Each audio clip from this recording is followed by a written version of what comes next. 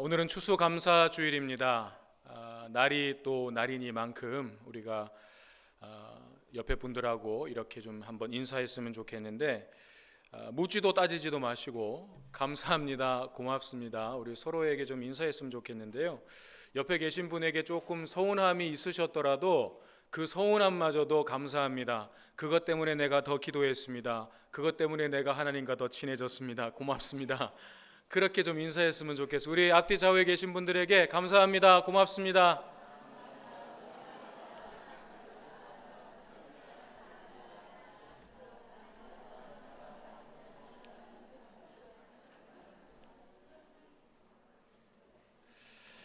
네, 감사합니다.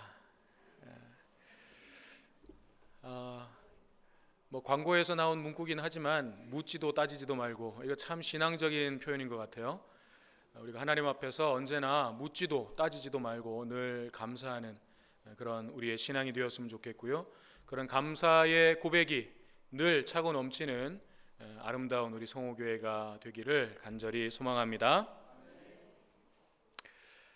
프랑스의 소설가 모파상이라고 하는 분의 작품 중에 목걸이라고 하는 소설이 있습니다. 아마 잘 아실 텐데, 그 소설에 보면 마틸드라고 하는 여자 주인공이 등장합니다. 이 여인은 언제나 상류층의 그 화려하고 호화로운 그 삶을 동경하고 꿈꾸었던 여인이었습니다. 그런데 현실은 그 반대였어요. 남편은 말단 공무원이었고, 그 남편의 월급으로 살아가는 삶은 참 팍팍하고 가난했습니다. 그러던 어느 날 이 여인에게 참 기쁜 소식이 들려왔어요. 남편이 일하는 그 부서의 장관이 주최하는 파티가 있는데 거기에 남편과 자기가 초대된 거예요. 얼마나 기쁘겠어요.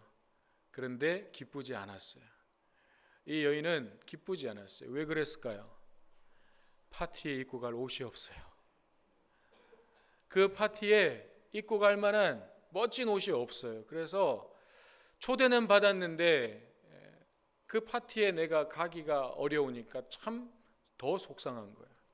그렇게 마음 상해하고 있는데 남편이 이제 눈치를 채고 이제 숨겨놨던 비상금을 털어가지고 좋은 옷을 하나 사줬어요. 그럼 이제 됐잖아요. 만족했을까요? 아니에요. 이제 뭐가 필요해요? 옷에 맞는 목걸이가 필요해요. 옷을 입었는데 너무 예뻐요. 그런데 뭔가 목이 허전해. 목걸이가 있어야 돼. 그런데 자기가 가지고 있는 액세서리들은 다 그냥 싸구려예요. 이쁘지 않아요. 그래서 자존심을 꺾고 부자 친구를 찾아갔어요. 그래서 여차여차해서 내가 목걸이가 필요한데 네 목걸이 중에 예쁜 거 하나 좀 빌려다오. 그래서 그 목걸이를 빌려서 이제는 만족하는 마음으로 어깨를 펴고 그렇게 파티를 참석했습니다. 즐겁게 파티를 즐긴 후에 집으로 돌아와서 외투를 벗었는데 망연자실했어요. 하늘이 무너졌어요. 목걸이가 없는 거예요. 분명히 내 목에 걸려 있었던 그 목걸이가, 다이아몬드 목걸이가 없어진 거예요. 청천벽력 같은 상황인 거죠. 남편과 어떻게 할까? 도망을 가버릴까? 그건 아니지. 우리가 똑같은 목걸이를 사서 돌려주자. 그래가지고 집에 있는 거 재산 다 팔고 그것도 안 돼서 빚을 내가지고 똑같은 목걸이를 사가지고 돌려줬어요. 그리고 이제 빚을 갚아야 되잖아요. 부부가 정말 고생하면서 그 빚을 갚는 데에 남은 삶을 다 쏟았습니다. 세월이 지나고 이제는 그 고왔던 피부도 다 상하고 얼굴도 행색도 다 초라해졌어요. 그런 어느 날 거리에 가다가 그 부자 친구를 우연히 만나게 됩니다. 이 친구가 보니까 얘가 너무 얼굴이 상해 있는 거예요. 무슨 일 있었냐고 물어보니까 이제 그간의 이야기를 얘기를 했어요. 여차여차해서 내가 너한테 목걸이 빌렸잖니. 그런데 내가 그걸 잃어버렸어. 그래서 내가 그거 똑같은 거 사가지고 너한테 돌려주고 그 빚 갚느라고 내가 고생을 이렇게 했다. 근데 그 친구가 깜짝 놀라면서 그거 가짜였어. 그 목걸이 가짜였어. 어떻게 그 목걸이 가짜였어. 그 마음이 어땠을까요? 참 허무했겠죠. 실망스러웠겠죠. 자기 자신에 대해서. 많은 사람들이 각자 귀하게 여기는 물건들이 있습니다. 어떤 집안에는 가보라고 불리는 것들이 또 있죠. 혹시 여러분들 집안에 가보로 전해 내려오는 그 귀한 물건이 있으십니까? 저희 집에는 없어요. 가보라도 좀 남겨주시지. 우리가 물론 믿음으로 고백하기는 우리에게 물려주신 신앙의 유산, 그것이 우리의 가문의 가보입니다. 우리가 충분히 그렇게 고백하지만 또 현실적으로 또 귀하게 여기는 그런 보물 같은 물건들을 조상이 물려주셨다 그러면 참 감사한 일이죠. 그런데 그렇게 아끼고 소중히 여겼던 것들이 가짜라는 것을 알게 되었다면, 아무런 가치가 없는 보물인 줄 알았는데 아무 가치 없는 것이라는 것을 알게 되었다면 그 심정이 어떻겠습니까? 예전에 TV 프로그램 중에 진품 명품이라고 하는 프로그램이 있었죠. 그래서 집집마다 집에 있던 골동품 같은 것들 가지고 나와가지고 감정을 받는 거예요. 혹시나 이게 대박이 나지 않을까, 이게 막 엄청나게 비싼 물건이지 않을까, 그런 기대감을 가지고 나와서 감정을 받아요. 그러면 대부분은 그냥 평범한 물건이에요. 몇만 원짜리부터 뭐 조금 비싸면 몇십만 원, 또 조금 더 비싸면 뭐 한 100만 원대.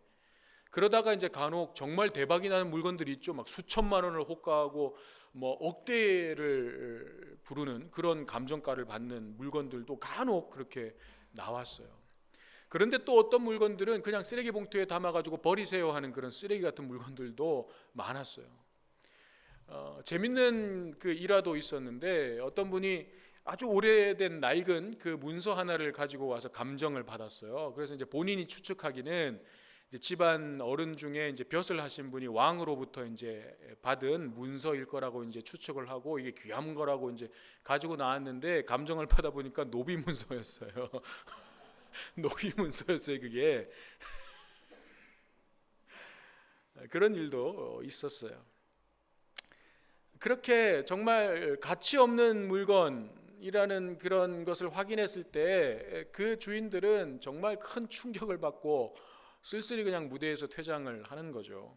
돌아서는 그분들의 마음이 얼마나 낙심이 되었겠습니까? 그 쓸모없는 것을 애지중지 간직해왔던 그 자신이 얼마나 참 어리석게 느껴지겠으며, 그 시간들이 얼마나 허무하게 느껴지겠습니까? 그런데 사실 우리의 삶도 그럴 수가 있다는 거죠. 별 가치 없는 것을 위해서, 가짜를 위해서 정말 죽을 고생하면서 살다가 그렇게 허무하게 인생을 끝내고 마는 사람들이 있다는 것입니다. 인생의 끝자락에 가서야 그것이 가짜라는 것을 알게 되는, 죽음의 문턱에 가서야 그게 별로 가치 없는 것이었다는 것을 알게 되는 그런 허망한 삶이 있다는 것입니다. 우리는 오늘 성경 말씀을 통해서 이와 같은 어리석은 한 사람을 만나게 됩니다. 이 사람은 굉장한 부자였어요. 그렇지만 예수님께서는 이 사람을 가리켜서 참 어리석은 사람이다라고 말씀하십니다. 이 부자는 왜 어리석은 사람입니까? 오늘 그것을 한번 같이 살펴보려고 합니다. 먼저 이 부자는 모든 것이 하나님께로부터 온 은혜였음을 깨닫지 못했습니다. 그래서 하나님께 감사하고 하나님께 영광을 돌리지 않았어요. 그래서 어리석은 사람입니다. 비유 속에 나오는 이 부자는 밭의 소출이 굉장히 풍성했습니다. 얼마나 추수를 많이 거두었든지 곡식이 쌓아둘 곳이 없어가지고 이게 고민이에요.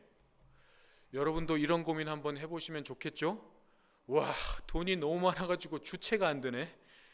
이런 고민 한번 해봤으면 좋겠다. 그런 생각 한 번씩은 해보셨을 것 같아요. 저도 그런 생각 한번 해본 적이 있는데, 돈이 막 많아서 주체가 안 되면 어떤 느낌일까? 이 사람이 지금 그런 거예요. 막 주체가 안 되는 거예요.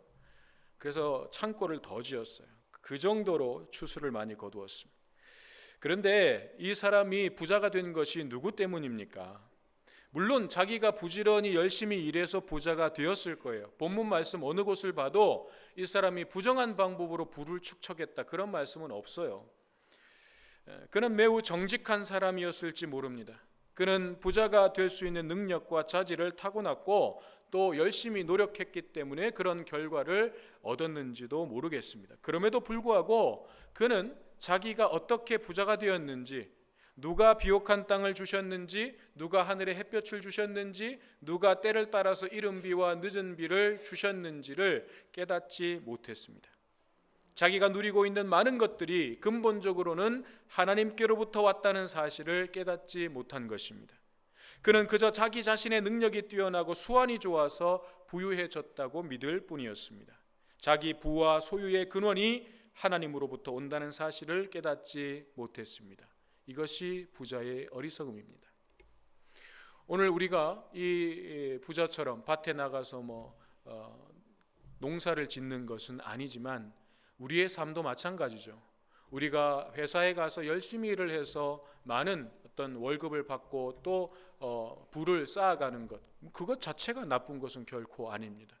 그렇지만 그러한 것들이 가능한 것이 오직 나의 노력과 나의 힘과 능력 때문인가 라는 것은 우리가 생각해 봐야 되는 거죠. 그렇게 할 수 있는 생명을 누가 주셨습니까? 이것이 가장 근본적인 질문이죠. 내가 살아서 일할 수 있는 그런 생명과 건강과 힘을 주신 분이 누구이십니까? 그분이 바로 하나님이십니다. 그것이 인정되지 않을 때, 그것을 인정하지 못할 때 우리는 이 어리석은 부자와 같을 수밖에 없는 것이죠. 다음으로 이 부자가 어리석은 것은 철저히 자기중심적이고 이기적인 사람이었다는 거예요. 17절부터 19절에 보면 어떤 단어가 계속 반복되고 있냐면 내가 혹은 나의 라고 하는 나라고 하는 단어가 계속 반복돼요. 내가 곡식 쌓아둘 곳이 없으니 내가 이렇게 하리라. 내 곡간을 헐고 내 모든 곡식과 물건을 내가 내 영혼에게 이르되 등등 계속해서 나라고 하는 단어가 반복됩니다. 이것은 무엇을 말하는 것입니까? 이 부자의 관심은 오직 자기 자신밖에 없는 거예요. 이 부자의 눈에 보이는 것은 오직 자기 자신밖에 보이지 않는 거예요. 다시 말하면 탐심, 욕심이 지배하는 삶을 살았다는 것입니다. 예수님께서 말씀하시고자 하는 핵심도 바로 그거예요.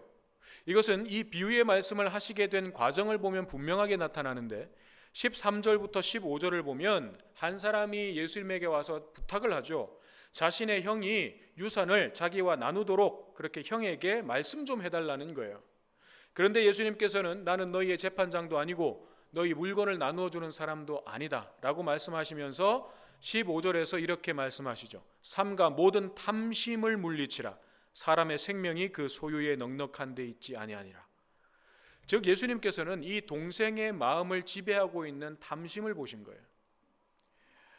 그렇다면 우리는 이런 유추가 가능해집니다.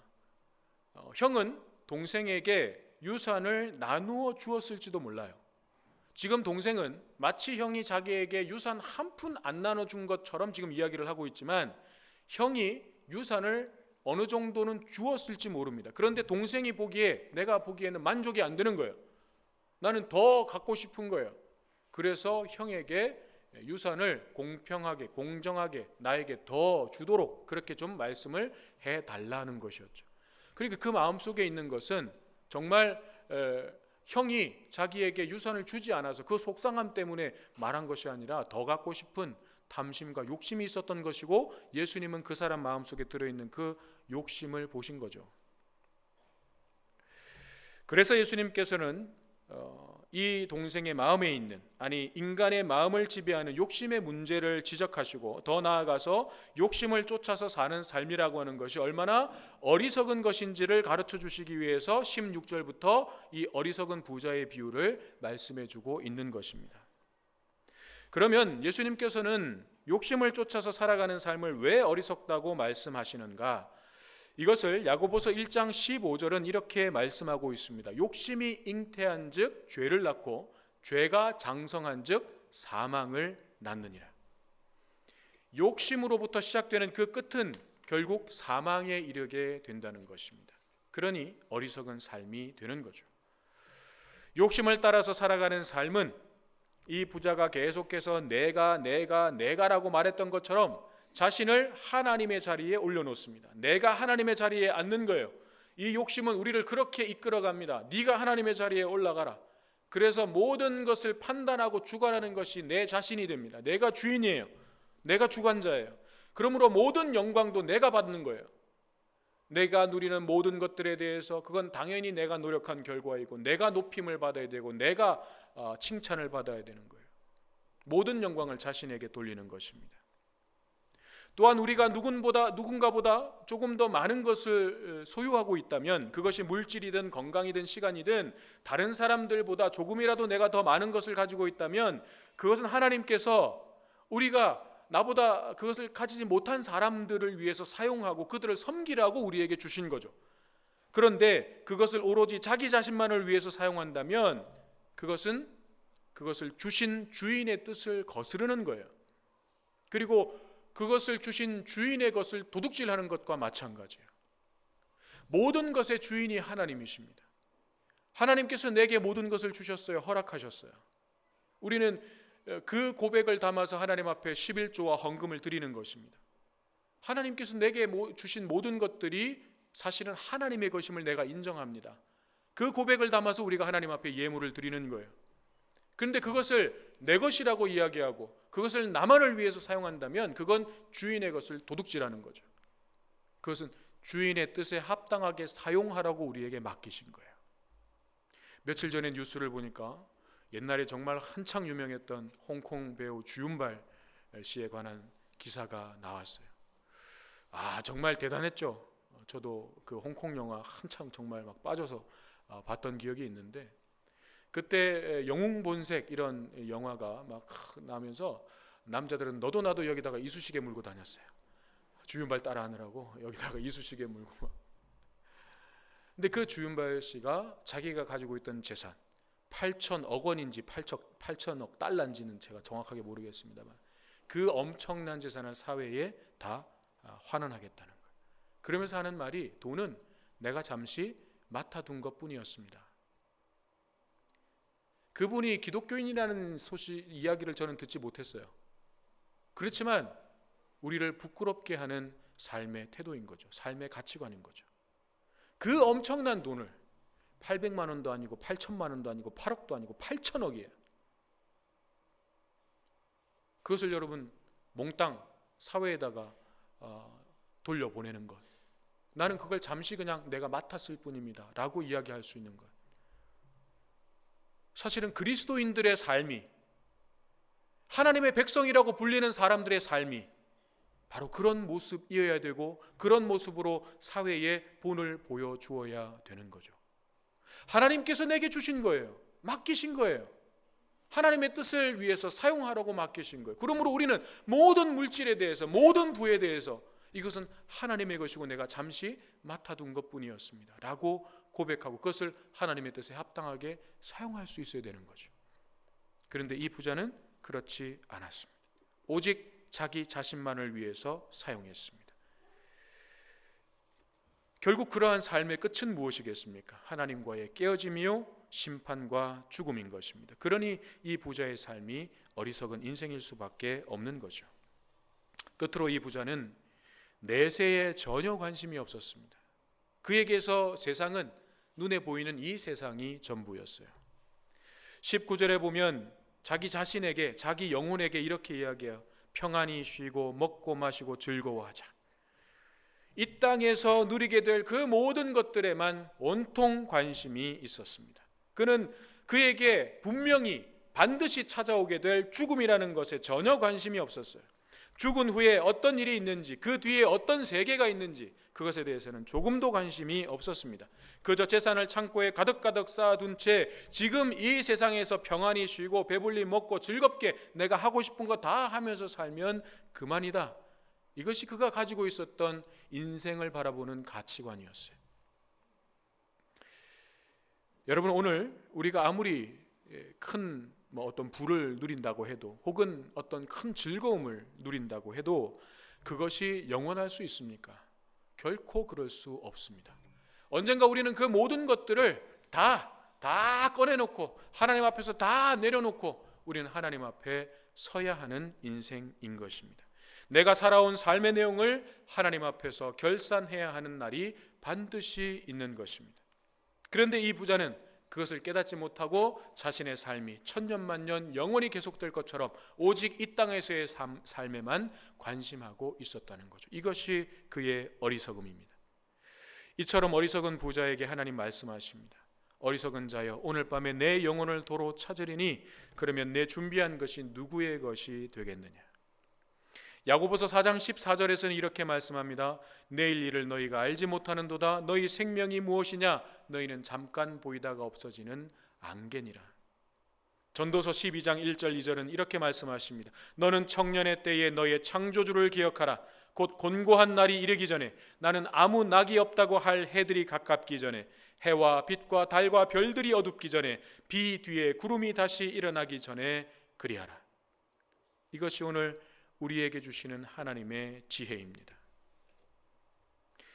여러분들에게 주신, 하나님께서 은혜로 주신 그 모든 것들, 그것이 사람에 따라서는 차이가 있을 수 있어요. 그렇지만 그것들은 반드시 하나님께서 내게 주신 것임을 우리가 고백할 수 있어야 되는 것입니다. 하나님께서 주신 것이고 하나님의 것임을 인정할 수 있어야 되겠습니다. 그렇다면 그것을 하나님의 뜻에 합당하게 사용하는 것은 마땅한 거죠. 한 백수 청년이 있었습니다. 아무리 취업을 하려고 해도 다 떨어져서 늘 그냥 집에 있었어요. 일과가 그래요. 아침 먹고 그냥 동네를 나갑니다. 아무데나 그냥 돌아다니는 거예요. 그러다가 어느 날 공원에서 한 아저씨를 만났어요. 젊은 사람이 낮에 공원에 와 있으니까 아저씨가 젊은 사람이 여기 이 시간에 웬일이냐고. 그러니까 제가 취직이 안 돼가지고 그냥 이렇게 놀고 있습니다. 그러니까 참 안 됐구만. 그러면 내가 내일부터 매일매일 10시 반에 이 공원에 당신이 나오면 내가 하루에 10,000원씩 자네에게 주겠네. 그렇게 하는 거예요. 그러니까 청년이 뭔가 의심쩍어요. 왜 나한테 그냥 돈을 준다는 거야? 의심쩍어요. 그런데도 아저씨가 반드시 그렇게 하겠다고 하니까 다음 날 좀 의심스럽긴 하지만 나가봤어요. 그 시간에. 그러니까 그 아저씨가 있고 10,000원을 주는 거예요. 얼마나 감사한지. 그 10,000원 가지고 이제 또 그래도 끼니도 해결하고 너무 감사한 거예요. 근데 다음 날 또 줄까? 나가봤더니 또 줘요. 일주일을 나가도 계속 주고 한 달을 나갔는데 한 달 동안 계속 하루에 10,000원씩 주는 거예요. 그래서 이 청년이 그 10,000원 가지고 잘 썼습니다. 그런데 어느 날 한 달 지나고 나가보니까 아저씨가 없어요. 기다렸는데 안 와요. 걱정이 돼요. 아저씨 무슨 일이 생겼나? 그냥 돌아갔어요. 다음 날 나갔는데 또 아저씨가 없어요. 기다려도 또 안 와요. 슬슬 짜증이 나기 시작해요. 그래서 이제 아저씨 찾아서 막 찾아다녔어요. 저기 보니까 아저씨가 있는 거예요. 그래서 막 달려가지고 아저씨! 불러가지고 청년이 뭐라 그랬게요? 내 돈 내놔, 내 돈! 내 돈 10,000원 내놔! 그게 자기 거예요? 매일매일 받다 보니까, 공짜로 받다 보니까 그 자기 거라고 착각하는 거예요. 하나님께서 여러분들에게 많은 것을 주셨습니다. 은혜로 주셨습니다. 그런데 그거 너무 자연스럽다 보니 이제 내 거라고 주장하고 계시지는 않습니까? 간혹 가다가 하나님께서 우리를 궁핍한 상황 가운데 있게 하실 때에 하나님 왜 내 돈 안 내놓냐고, 왜 내 거 안 주냐고 그렇게 하나님 원망하지는 않습니까? 이것이 어리석은 사람입니다. 그러므로 우리는 이 세상의 것들을 자랑할 것이 아니요 눈에 보이는 것들을 얻기 위해서 달려갈 것도 아니요 빌립보서 3장 14절의 말씀처럼 하나님이 위에서 부르신 부름의 상을 위하여 달려가야 하는 것입니다. 이것이 지혜로운 삶입니다. 예수님께서는 이 비유를 마무리하시면서 이렇게 말씀하셨습니다. 자기를 위하여 재물을 쌓아두고 하나님께 대하여 부여하지 못한 자가 이와 같으니라. 부자는 이 세상을 향해서는 그 누구보다도 부유한 사람이었습니다. 그러나 하나님을 향하여서 그는 형편없이 빈궁한 사람이었습니다. 예수님은 이런 부자의 삶이 어리석기 짝이 없는 삶이라고 단언하십니다. 하나님께 대하여 부요하지 못하다는 것은 하나님께서 주신 소유를 하나님의 뜻대로 사용하지 않았다는 것입니다. 바꿔 얘기하면 우리가 내게 주신 것들을, 하나님께서 내게 주신 것들을 하나님의 뜻대로 사용할 때에 그것은 하나님께서 받으시는 것이 되는 것이고, 그것은 곧 우리의 하늘 곳간을 채우는 일이 된다는 것입니다. 이것이 지혜로운 삶입니다. 내게 있는 모든 것이 하나님의 것임을 깨달아 하나님께 감사하고 하나님께 영광을 돌리는 우리 모두가 되기를 바랍니다. 하나님께서 내게 주신 소유를 나의 곳간에 쌓는 것이 아니라 하나님의 뜻을 따라 사용함으로 하늘 곳간에 쌓는, 그래서 하나님께 대하여 부요한 자로 살아가는 우리 모두가 되기를 주님의 이름으로 축원합니다. 이어서